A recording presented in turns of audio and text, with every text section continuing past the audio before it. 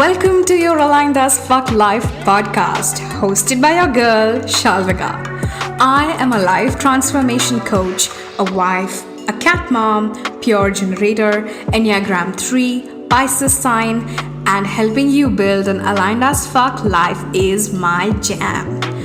Out in this world, we believe that there are no set rules for building a life, career, and business. That we are all unique and we should be able to embrace our uniqueness in everything we do while shedding all the rules or bullshit rules one at a time. We will talk all things mindset, manifestation, healing, energetics, rituals, success, and so much more. I believe that I can have it all and you can too. Ready for an episode that will take you one step closer to your aligned as fuck life? Let's get started.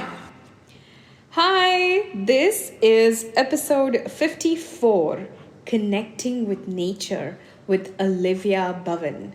Let's dive in. Hi everyone, and welcome to another episode of your Aligned as Fuck Life with Shalvika. And I am so excited to welcome Olivia. Hi Olivia. Hello. Welcome to the podcast. I'm so glad you're here and I'm so excited for what we are going to be talking about, which is going to be benefits of connecting with nature. Like that's what we have kind of decided, but we'll see where this conversation goes. But again, before we start chatting, Olivia, I would love it if you could share your journey and let us know a little bit about you, how you got here. And, I know so Olivia just showed me this Sacred Nature guidebook. The Sacred Nature Field Guide. Yeah. Yes. So we would love to know what got you here. Yeah, so the shorter, or I always start with the fact that me, like so many other people, just the pandemic broke me. Yeah. And by the winter of 2020, I was working in my windowless basement at a full-time 9 to 5. We had 2 little kids. They were 6 months and 3 years old. And I was working around the clock. I was working in public health, working in communications, and just was so disconnected from everything. I felt disconnected from myself. I felt disconnected from my family. I felt disconnected from my purpose. Yeah. And I got to the point where I was just truly sobbing on my basement floor, not knowing where to go from there. Yeah. And my wonderful husband, Michael, he came down and sort of joined me in that muck. Yeah. And he was saying, this can't continue. I said, I know it can't continue, but I don't know what to do. Yeah. So I set my goal for the year of 2021 to find my soul's work and start taking steps to get there. It's like, if I do one thing, that's it. Right. And a few weeks later, I saw an Instagram ad because I was doom scrolling, and sometimes it works in your favor. So I got an Instagram ad for Martha Beck's Wayfinder Life Coach Training Program. And I had actually been served this ad a few years before when I was pregnant with my first daughter. Ooh. And when I saw it a few years before, I was like, oh, that would be so cool. I could never do that because I was the one with the 9 to 5. I was the one who brought in benefits and a regular paycheck. And we were expecting a baby. So how could I possibly blow everything up to go follow my call? Yeah. This time it came back around. I was like, oh shit, I have to do that. The universe is probably like you're unnecessarily scrolling, like might as well like slap you with the coaching sort of. Yes. Here, look, it's for you. So I sort of surreptitiously went to all the info sessions and got all the information. And because I am a type A, right, Ivy League grad, recovering perfectionist, I made a PowerPoint to have this conversation with my husband. Wow. I know. I've come a long way. Good for you. And well, I wanted to make sure that I had thought it out for me. And so that No, was I my get own way that. of just like, Yeah. yeah, right? Totally. Um, so in that, I didn't have all the language right yet, but I knew that some way this was going to help me better connect with nature and help me help other people better connect with nature. Right. And again, my husband, he's a good guy. He's like, you didn't need to make the PowerPoint, just sign up. Yeah. So I did. And the deeper I got into it, the more I learned the coaching tools, the more alive I felt. And I just felt like I was coming back to myself. Yeah. And so to now, I've been all in on coaching for about a year. I quit having any supplemental income about a year ago. And now I get to spend my days helping people who are feeling disconnected like I was, whether it's from their purpose or their community or themselves. Yeah. And I use magic and nature to help people better connect with their intuition and sort of come back into themselves and live a more joyful life. That is so cool. I love that. I love that. And I know like we'd had some conversation about like when I had talked about my journey towards like quitting my job and like starting my own thing. I think you had said that you had found it fascinating that I thought about the same thing a certain way and then you thought about it like a completely different way. And I think that is so true, right? Like all of us are on such unique journeys, right? Like just because like there's a semblance of similarity between our journeys does not mean that I'm gonna, feel the same way and look at it the same way and grow from it the same way. And I think that's why the work that you are doing and the work that we are doing as a collective is so important because, we don't want the same checklist blueprint life. Oh my gosh. No, right? Not at all. Yeah, I was listening to your podcast in the car, and I'm the person who's like always talking back to the podcast, no matter what it is. Yeah. And I was right, and I wish I could remember the specific pieces, but I was like, whoa, how is she thinking about it that way? That was so different. And it's because we're bringing our different experiences, right, ancestral through today and our different cultures and our different life circumstances. But I love that you bring that up because it highlights how important it is that we as coaches help people connect with themselves rather than like, I don't want people to do exactly what I did. Yeah. That's not right for you. For sure. Yeah. So the tools can work, but the transformation people are going to experience and the realizations people are going to experience are going to be unique to what they need in that moment. Absolutely. And I think that's one of the, like I was having a conversation with someone today, and that's one of the reasons why I'm not someone who's very excited by taking up corporate gigs, because I feel like when you go and you're talking to a bunch of people in an organization, you are still like kind of talking to a singular agenda that's defined by that organization. I'm like, that doesn't excite me. I want to work with an individual. I want to bring about that change with an individual. And because again, we have such brilliant uniqueness to us. Anyway, yeah. Sorry, you're saying. Oh, I was just going to say, when I first made the jump, I kept thinking about like how I could get corporate clients. And I couldn't even bring myself to submit like the responses to requests for proposals because some part of me knew that was just not aligned with the deeper work that I need to be doing. And honestly, eventually, like for me, I quit my job 7 days before India went in lockdown. Like we had no idea the pandemic was going to be this bad. And I anyway had already planned from 2019 that 2020 is going to be, the year that I quit. And so when we kind of started, oh my God, I just lost my train of thought, like completely. I'm blank. I'm sorry, I have ADHD. This could happen like multiple times in this conversation. All good. And I had a point to make. Oh yes, and at that point, like the the company that I left. Like I worked for this like massive American manufacturing company for like 8 years before I left.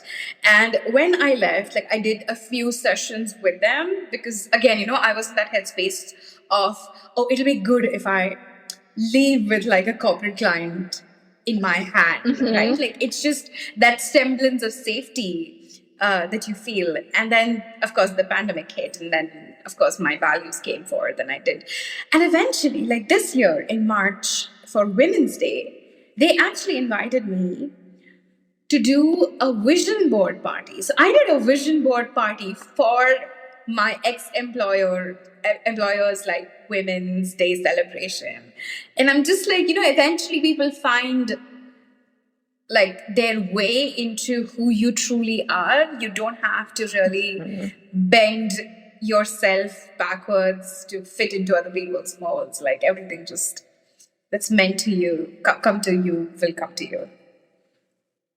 And I think, so two things come to mind for me when you say that. One is, right, we never know how the seeds that we're planting are going to sprout. Yeah. Oh my God, yes, absolutely.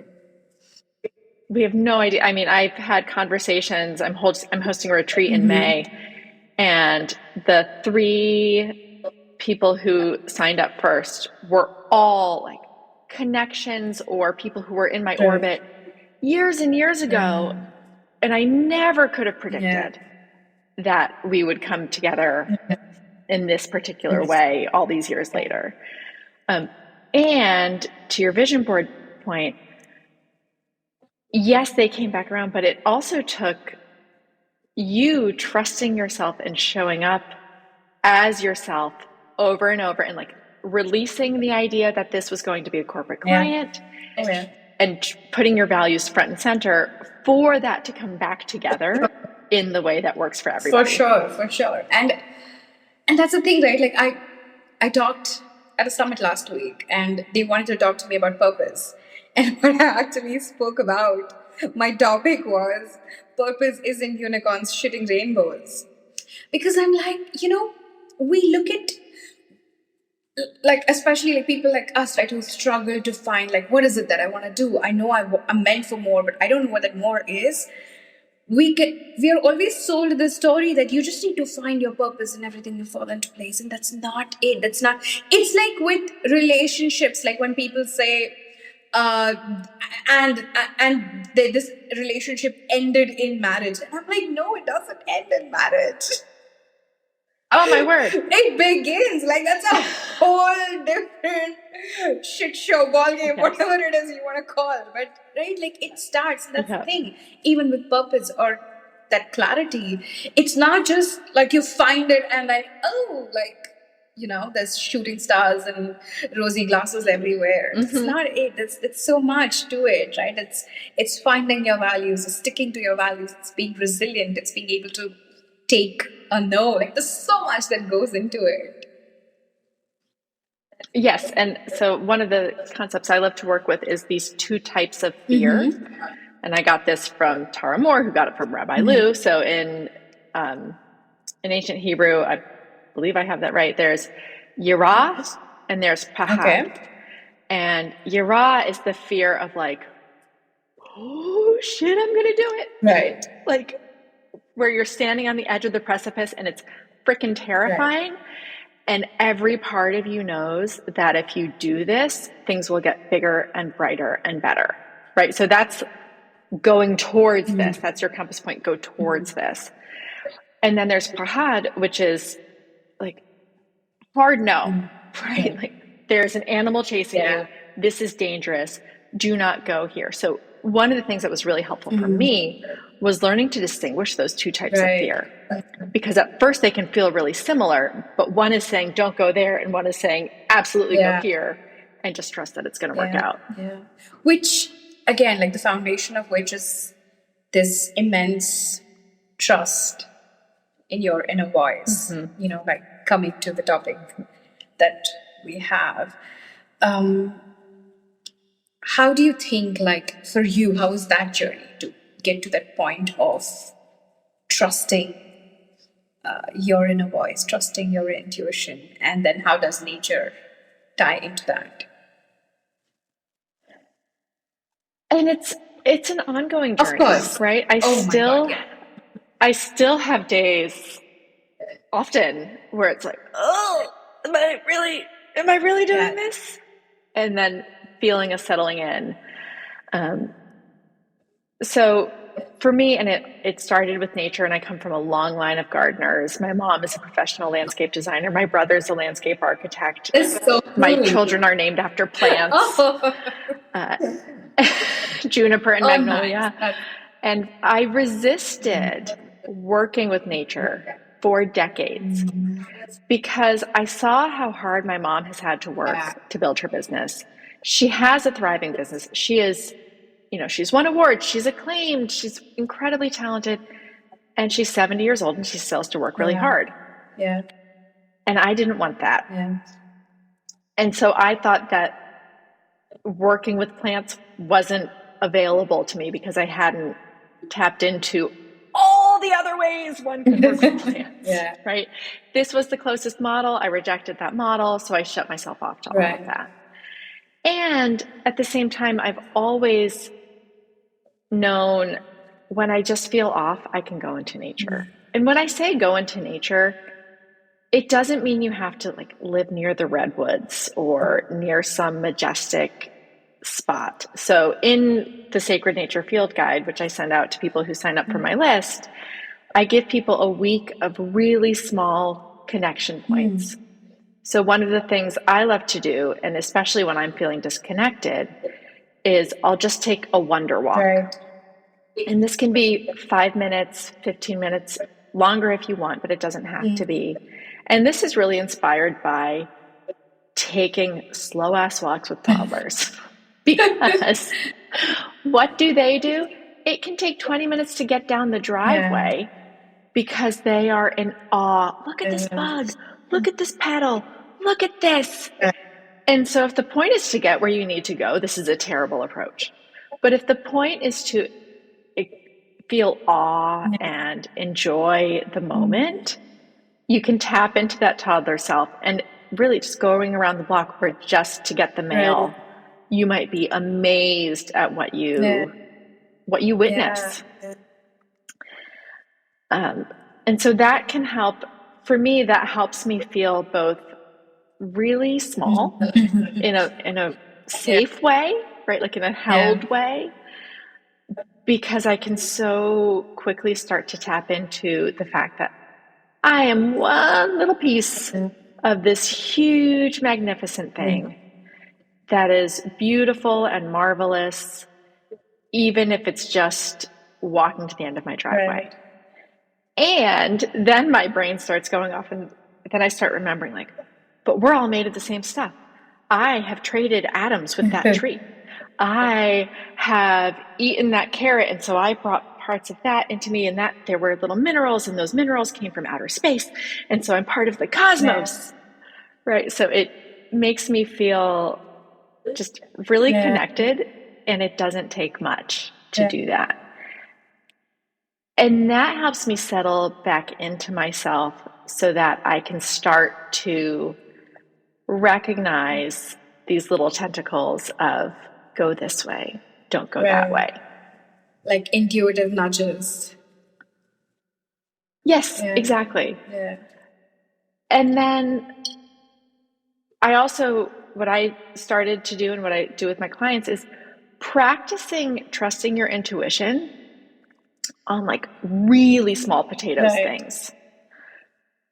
So, for example, I eat a lot of leftovers. So going to the fridge and opening the fridge and thinking, what do I want for lunch today? And it's so small, but it's sometimes I want a salad. Sometimes often I want just a slather of brie and prosciutto on a baguette. But tuning into what I really want, okay, then I eat the thing that I really want, and then I check in. Was that what I needed in that moment? Did I need the comfort of that baguette, or did I need the fresh, earthy flavors of the salad? And just taking that in. And when you practice that on things that don't really matter, like what you're eating for lunch or what you're going to wear on your body that Right. day. It builds that Yeah. trust so that when it's time for, holy shit, should I quit my job? You've cultivated that Right. muscle, and it's much easier to Right. distinguish the types of fear or what your intuition is Yeah. saying. And I love that you say that because I feel, and it's not just about intuition, but I feel like there are so many people in this personal growth, spiritual growth space that are actually like, that love selling quick fixes, right? Like my 10-day course and your business will be transformed, right? And I mean, again, I'm not saying that it's all a sham or whatever, but I'm saying that, what you said, that it takes time to kind of develop that muscle to trust yourself, right? And I feel so many people, when they make that switch from maybe a corporate career or a job to doing something that's soul led, kind of fall into that trap, right? Like, it's 3 months and I should be making this much because this one said they made that much. And I feel that's why it's so important to just kind of slow down. And I think I think being connected with nature also teaches you that, right? Like this, like Yes. spacing it out. Like I know how patiently I wait for like one single bloom on my rose. Yes. Right? And then you still keep tending to it. It's not like, oh my God, there's no flower for 3 months. Like, fuck this shit. This is useless. You don't do that. Right, you don't check the plant, and I think you posted something recently about your favorite Sunday ritual is tending to your little plants and going through and like cutting off what is dead, what is no longer serving them, so that the nutrients can go where they need to go. And really, I am an anxious person by nature, but connecting with nature, and there's science behind why this is true. And I love the science, but I also tell people like, what most matters is how you experience it. So starting to tune into the cycles and rhythms of nature helps us tune into the cycles and rhythms within ourselves. Things do not bloom all the time. Flowers cannot sustain that. It takes a ton of energy to bloom. Absolutely. We don't yell at the garden. We don't chuck out all the flowers that aren't blooming. We recognize it's winter right now. The plant needs to go dormant so that it can build up those reserves, pull in all those nutrients, and bloom again when the time is right. It's hard. I wish I could bloom all the time. I don't have the energy for that. Yeah. And I think that's where we've kind of become trapped in the modern life or whatever, right? Like where we are, like I had this one client who, so when she came to me, she was like, oh, I am not growing in my career. That's just like, I'm in the same position for more than 3 years and I want a promotion and I need to get promoted. And then when we worked through a lot of stuff, and then this one morning I wake up and I have like a 20-minute long voice note from her. And she's a single mother of a 13-year-old boy. And she's like, I realize I don't want more responsibility. Because you know what, my kid's like with me for another probably 3 years, 4 years, and then he's going to go out on his own, right? And I want to be there for him. And it's so sad that that's not normalized. That it's not okay for someone to come up and say, someone who's smart and who has like great qualifications and la-di-da-di-da, to come up and say, you know what, fuck this shit, I'm okay with where I am. Like I did that in the first year of my business. I was like, I'm not gonna work for more than, I don't know, 3 days. Because you know what, 8.5 years, I was working almost like 10-hour, 12-hour days. I don't want to do that. And it's so looked down at. Sorry. No, go ahead. No, that's all the point I want. But yeah, I think what I love about that client story is deep down, whether she had tapped into it or not, she knew she didn't want more responsibility, so she wasn't going to allow more responsibility to come into her life. right? But the societal pressures are saying, get promoted, go up the ladder. Even if that's not going to make her feel the way she wants to feel or live the life she actually wants to live. There's also a big misconception that if you are not getting promoted, you are not growing in your career. Like, that is bullshit. Oh, I totally agree. But then again, the way the Indian corporate system works is very different. Like, you have to grow like every few years, because there's massive growth, like in the Indian market, especially like even like even the kind of hikes and all that people get in India is insane. Especially when you compare, like I said, I work for a massive American manufacturing company, and when I was in the US and I was talking to one of my colleagues there, and I found out like she was someone who was in the same role for like some 20 years, and she was really happy with it. So I think there's a massive culture. I do feel like that's rare in the States too. Yeah. Like, at least among people I know. It probably is. Like, I'm sure not everyone likes that. But I mean, that is so, what's the word? Underlooked? Is that a word? Like, it's just, there's no attention given to that fact that, you know what, it's okay. I'm just going to thrive in my personal life, and that's okay. Right. And one of the things I work with clients on is, because so many people will come to me about career stuff. Yeah. And I'll try to back into it with them, right? Because they'll have the shiny thing that they're going for, but that's usually culture or society. It's never that. And so backing into it, well, how do you want to feel? What do you want your life to look like? And so I had a client recently, really smart, right? MBA from Wharton, had been SVP at an international organization, took a sabbatical, self-funded sabbatical for a year. And when she was ready to go back, she knew she had to do it differently. And when this opportunity came up, and she's like, but this is 2 levels down from what I was doing before. I said, okay, well, let's go back to what we talked about a few months ago when we did your ideal day visualization, and you were able to access all of those feelings and activities that light you up. If you put that next to this job, how does it support that or not? And she got really excited. She goes, oh my gosh, if I take this job, I could still go swimming every day, because the big things are someone else's problem. Yeah. And so we got off the call and she accepted the job, and she's been loving it for the last few months. Yeah. And I think that's what it is, right? Like, it's not really about how much you're growing or how much you're making or what's your position or whatever. I think that the real question is, like you said, like, how is it that you want to feel? Right? What is it that you want?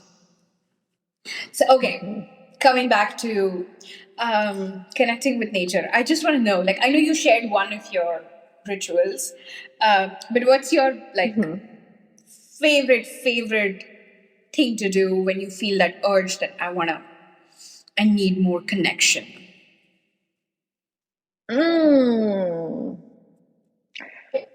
I mean, when I'm feeling really stuck, wonder walks tend to be my gateway, because they're so easy, right? There are things that I like to do when I have more reserves, right? Going on a bigger hike or something like that, or really digging in my garden. But sometimes when I'm feeling really burnt out or disconnected, I need like a 5-minute fix. And so just going out and admiring what's right out my front door, or tending my plants, just weeding the garden, ripping out that clover that is tenacious, without gardening gloves on, because there are little microbes in the soil that are actually really good and that have mood boosting benefits. If you are stuck at your desk, for a long time, I worked long hours with no windows. Oh, yeah. And if you're feeling stuck at your desk, studies show that even just putting on like YouTube nature sounds in the background can help. Right. Just help you tap into those rhythms. And then I feel really strongly connected to the Right. moon. Yeah. I have been exploring So that myself. Yeah. Yeah. What have you been exploring? What's been So coming up? I have actually it's been a few months now. I also did like a few Instagram lives once I had my rituals set, but I've been kind of, I started doing full moon and new moon rituals, like specific things. Like, and honestly, like 5 years ago, if you told me I would be one of those women, I would have laughed at your face. But I mean, I feel so connected. That's one. And somewhere very organically, I feel my cycles also kind of synchronized with the moon, and which is like, this is so weird. I never thought this would happen. Again, I never thought I would be one of those women. But yeah, continue. What is it that you like? Like, what's your favorite way of connecting with the moon? I mean, similar. And I think, again, my two little kids, they're almost 4 and just turned 6, and they love the moon. And when they are, right, it's bedtime, they're having a meltdown, and they've started asking, can you just take me out to look at the moon? And it's just that stepping outside, there's no agenda. Like, we're not trying to battle over the teeth or anything else. We just step outside, and sometimes we say, look, Grandma Moon isn't up yet. Or Grandma Moon, it's a new moon. We won't see her today, but she's still there. Or, oh, look, she's shining so bright. Do you want to send her any of your troubles? Or do you want, I'll ask them, do you want her to send you something in your dreams tonight? And they can start thinking about what yummy things they want in their dreams. And then my 3-year-old cracks me up because she goes, I'm going to ask Grandma Moon to send me presents. I'm like, you can ask her. I don't think it works that way, but maybe you have a relationship that I am just not tuned into. Maybe she's her own way manifesting her desires with the power of the moon. Why not?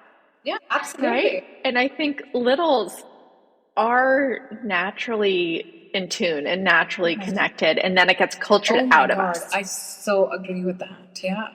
I feel we are like, spiritually, we are born fulfilled.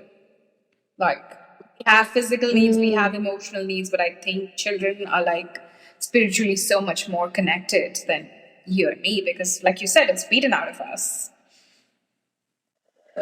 And so part of what I'm loving about the work that I'm doing now is working with these mamas and aunties, right? You don't have to have children of your own. I think aunties play an incredible role in society. But working with these magical mamas and aunties and non-binary folk who are feeling this pull to reconnect with their magic. And if we adults can do that, then we're less likely to tame it out of our little ones. And so if they can continue, if they can keep that, right? So many of my clients, I'll ask, so did you like make potions as a kid? And their eyes light up and they're like, of course, I had the jars and I would go to the garden, I would put the things in the water. Oh my God, yeah. We all did that. Right? And we come from completely different parts of the world, and I did that too. Yes. And so just remembering how fun it was, right? There was no agenda. It was just really fun to connect with nature and to think about magical things. And so who says that we as grown-ass women can't do that? And I was talking to someone yesterday, a lot of things with little kids I find really boring. Like, so help me, I'm so sick of My Little Pony and Paw Patrol. But what I never get sick of, what I never find boring, is the potion making and building fairylands and exploring the garden. And so I think that this is such a powerful way. you can get burned out on Oh motherhood yeah. too. And this can be a really powerful way to connect with yourself and your own intuition and continue to foster that with your little ones at the same time.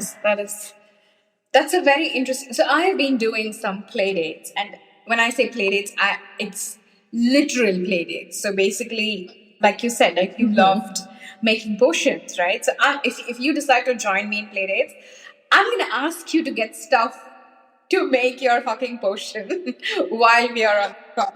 So I had Love that. someone come up with a set of Legos. I had someone come up with like her drawing book, like a sketchbook and watercolors. Like it's been so much fun. And then we kind of like start off there, and then we start looking at our businesses and like, what would I do? Like while I'm building my Lego blocks, like what would I do? I'm stuck here. What would I think? Because I think it's so important. Like as kids, we were so connected to what we exactly wanted, right? Before the world told us what we should want. And and then the answers are just like such a snap. Like if you have any blocks, it's so easy to just power through when you're that connected to your inner child. Yeah.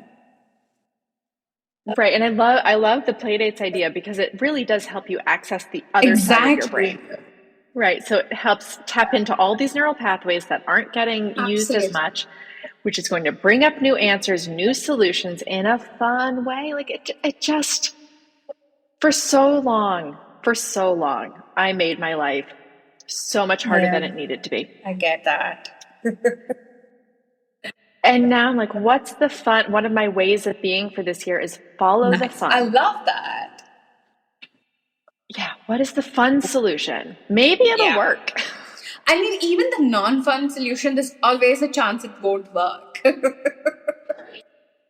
Exactly. So might as well have fun with it. And for people and if you've been doing the shoulds, if you've been doing the way you've been taught, the way culture says to do it, and you're not feeling the way you want to feel, maybe, just possibly, might want to try once or twice doing it the fun, magical way. I love that. And I think it is so. I think connecting to that childlike wonder within you is so.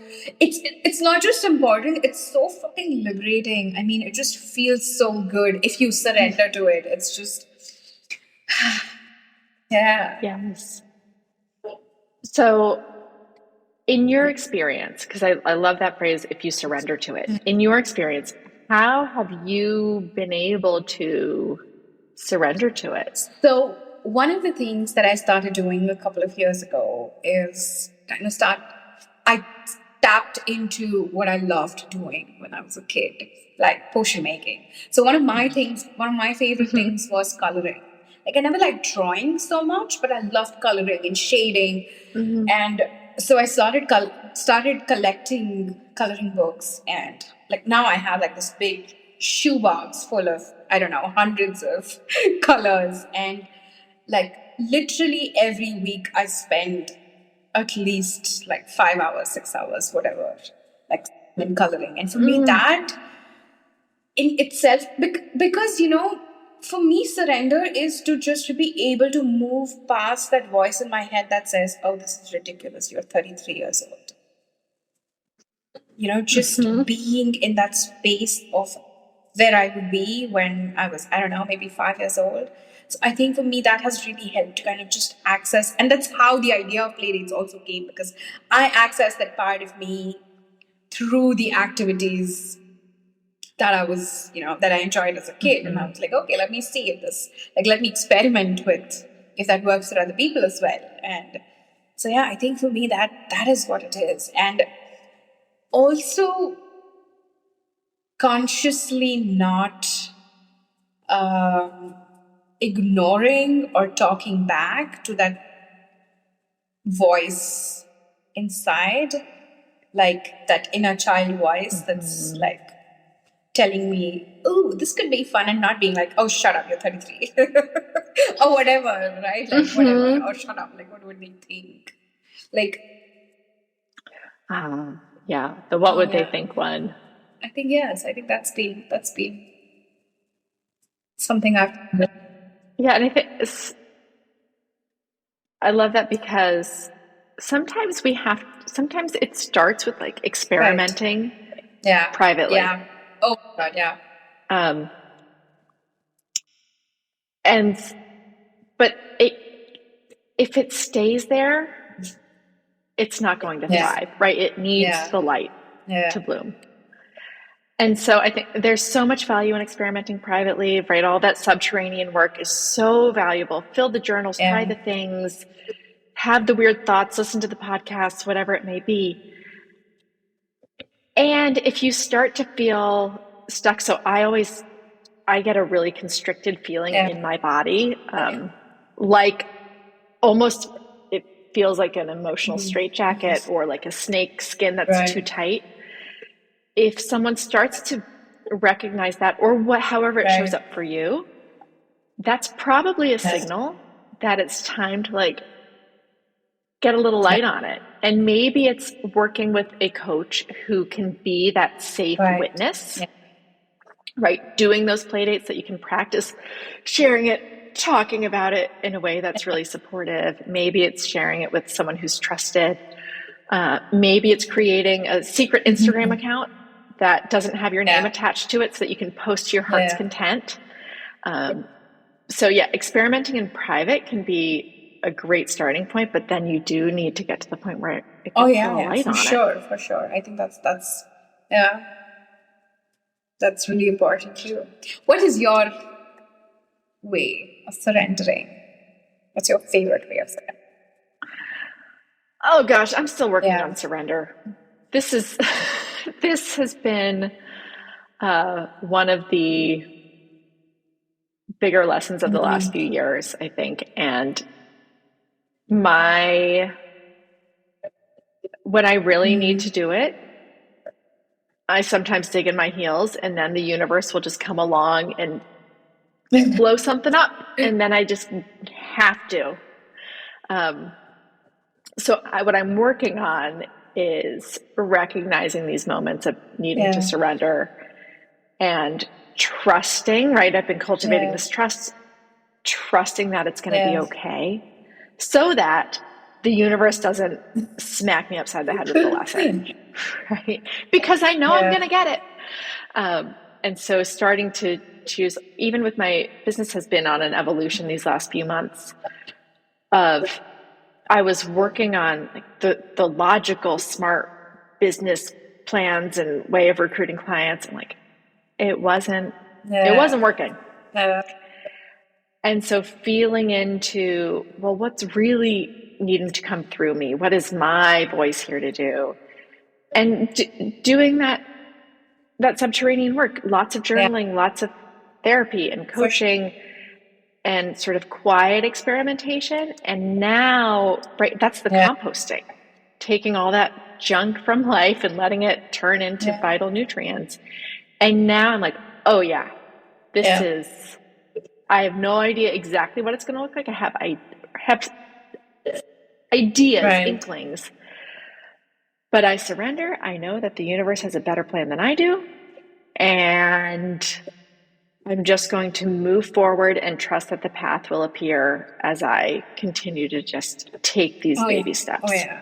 And I think honestly, I mean, I think you said you've a year ago is when you went to business full time, right? And as the years pass, I think you will also like notice that every time like you feel that, oh, I think I got it. There's a different edge.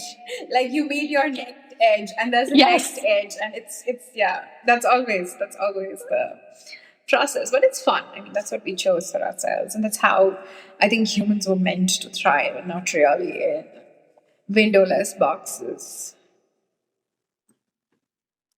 Yeah, not me. And I also recognize that there is a huge spectrum of what makes people feel satisfied and Yeah, of fulfilled. course, yeah, And so again, I just want people to tap yeah, into what works for them.